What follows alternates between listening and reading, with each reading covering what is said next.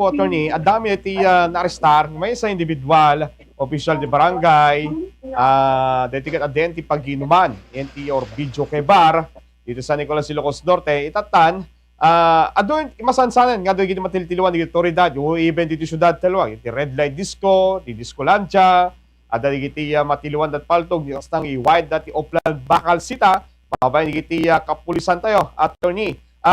Attorney, mabalik kadlata ngamin, itugot lata digiti paltog na. O paltog no ora dati lisensya makunguna digiti paltog, attorney.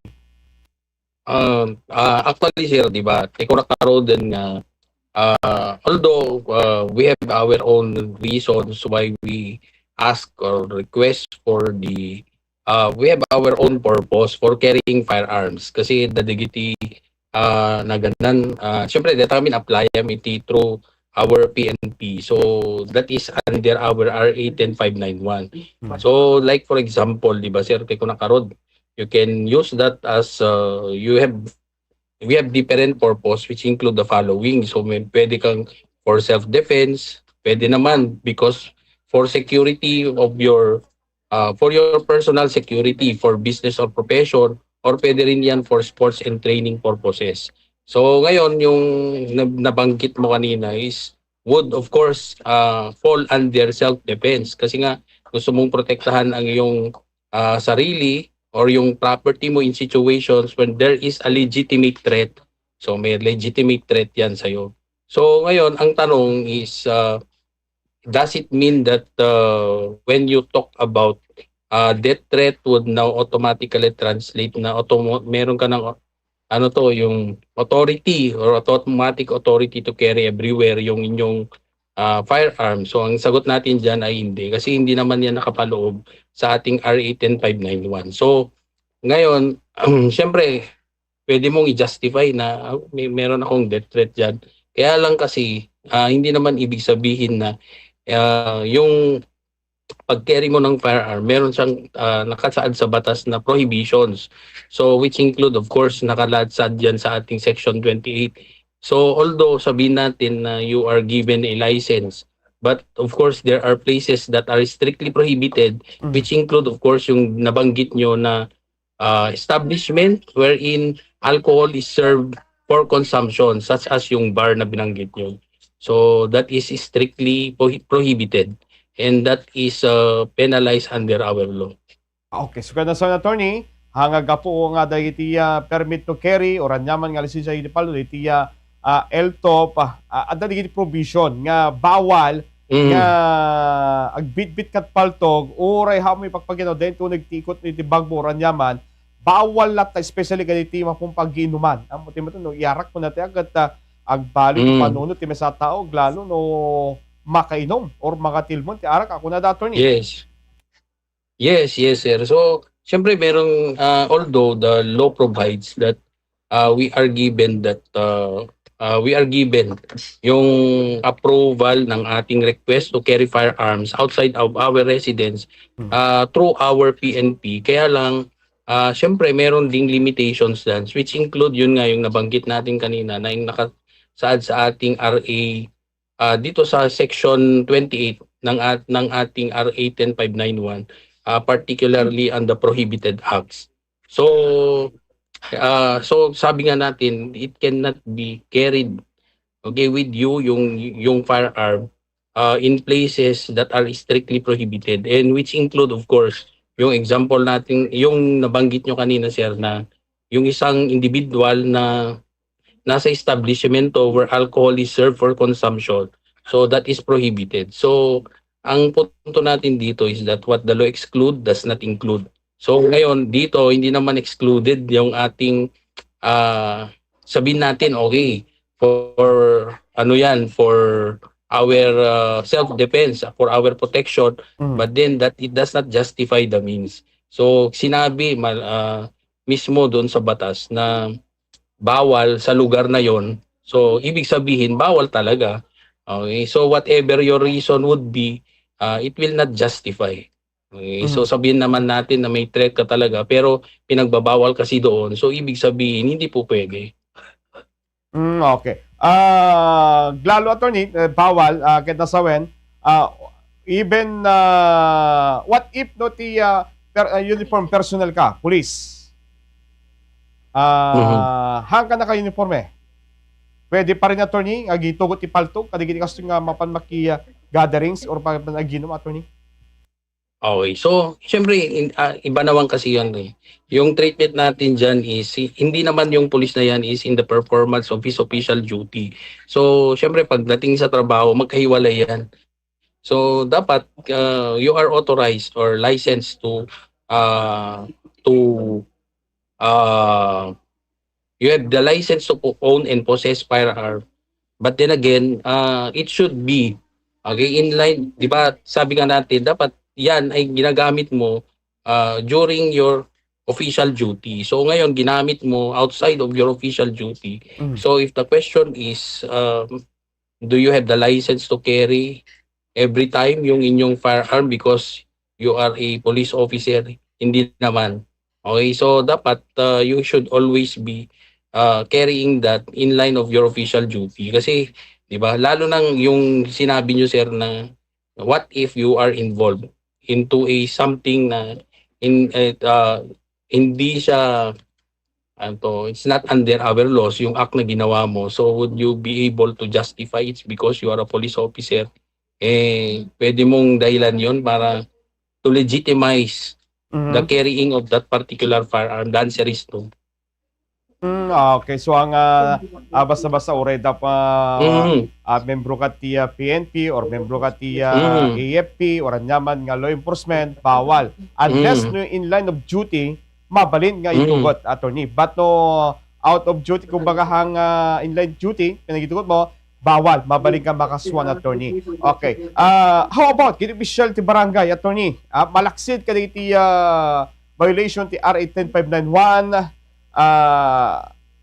ag porsigit pa ka attorney kadagit administrative cases di kastoy nga government official attorney.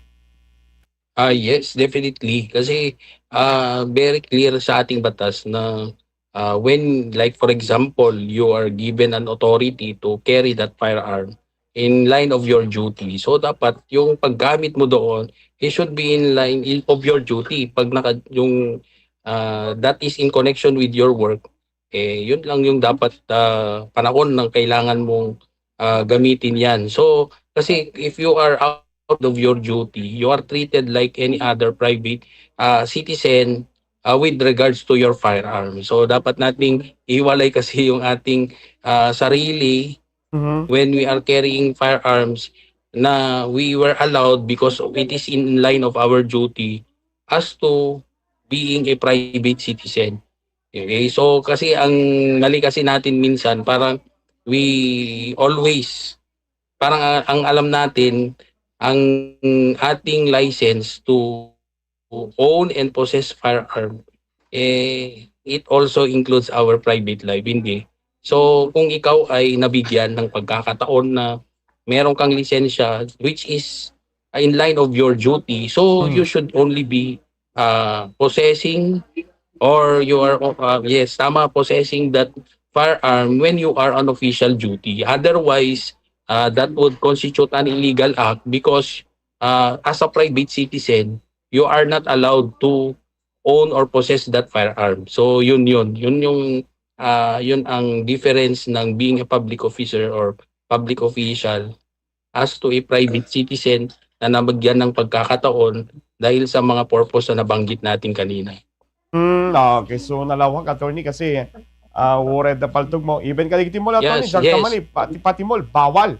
Ag yes, direct ti paltog ag lalo yes, no hang in line of duty pinagiya tugod mo't paltog yes. kadagiti kakastoy nga paltog. So Awigit dapat, paltog attorney. yes sir, dapat stern warning yan. Stern warning sa lahat na it's not because nabigyan ka ng lisensya to possess that particular firearm, pwede mo nang gamitin, it extends beyond yung Mhm. ating official duty. So hindi dapat. Lagi nating tatandaan na eto, nabigyan tayo ng authority to own or possess a firearm, pero that is only limited to performance of our official duty. Otherwise, pag gagamitin natin yan outside, okay, of our official duty and you are treated like any private citizen, so ibig sabihin, you have already used, okay, or you have already abused, okay, the license that are given to you in carrying that particular firearm. Okay. So possible pa attorney nagpursige ti reklamo kontra ti may individual nga salungasig ti violation ti RA 10591 gun holder pwede pa rin nga ma-revoke lisensya at paltog attorney. Ulit sir, ulit. So karaman pa ikadno sir no rekomendasyon gito otoridad nga ma-revoke ti lisensya di kastoy nga aglabsing kadigiti gun holder attorney. Yes, yes, definitely. Kasi ano yan eh, syempre dapat when you talk about possession or owning a firearm, dapat you should be, yung authority naman binibigay sa'yo is actually for what is intended. Okay, so outside of what is the intention na nakapaloob sa ating batas would really be a ground to revoke, okay, the license that you were given to you. Okay, so yun.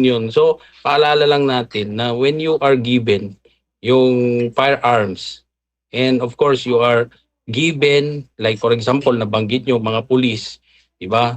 So, they are given the authority to carry firearm pursuant to their profession. So, dapat yung pagdating sa firearm na yon, that would serve as a service firearm. They are going to use that only to enforce the law. So what if that the firearm, they want to have a firearm, di ba? Meron silang firearm na, halimbawa, pribadong tao ka, you want to have a firearm. So ngayon, that would be the time na you have to secure yung ating permit to own and carry. Okay, so but then again, you should always be reminded that in carrying firearm, when the license was given to you, it does not cover everything. So, gaya ng nabanggit natin kanina, merong pa ring prohibition that were provided for in by law, which include yung nabanggit natin kanina na example na in establishments where there is what we call yung mga involvement ng alcohol, okay, such as bars and nightclubs. Okay, so sakop na pa attorney, halang nga paltog, deadly weapon, aligit na sa kutsilyo, bawal pa attorney kanina kasto yung establishmento. Okay. Attorney, dati listeners, viewers na kadito, danay pa iti sa lusod na reaksyon na ko na ito. Sir, mabalig tamag about dito topic yo, for example, tay retired police, ti giruwar ti firearms na, ngem kompleto ti dokumento na. Tay kasla pang budboteng na, ken agsada ti ubing, nga agtiliw kas jay tas irwar na, amin nga firearms license na ket nakainumpay. Di naman sa mga attorney. So, ibig sabihin, kas ko natin tayo, bawal attorney. Di ka no retired police ket agsada ka no ka digiti aglabas iti kalsada tapos ipakita naman digiti lisensya di paltog na attorney. Okay, so very explicit naman doon sa batas na it's not because your license, okay, to carry firearm, it gives already immunity, di ba? Kasi parang yung nakikita natin diyan, parang feeling ng although a retired officer may retain a license to own and possess firearm, kaya lang kasi that constitute misuse kasi ang ginagawa niya is, di ba sir, nabanggit nyo nga, bakit pag meron ka ng gagamitin mo ba yan para panakot sa ibang tao? Hindi naman, di ba? So that would constitute misuse, which is still subject to criminal liability. Violation yan ng 10591. Kasi illegal use yun eh. Okay. Okay, sir. Maraming salamat. Kaditi oras manen nga nakinom malag istasyon de Bob Radio. May nagkaditi topic ko na pakasek na diti RA 10591. Attorney diti Comprehensive Law and Firearms and Ammunition. Maraming salamat and mabuhay po, Attorney Kate Castro. Okay, thank you much sir and good afternoon to all.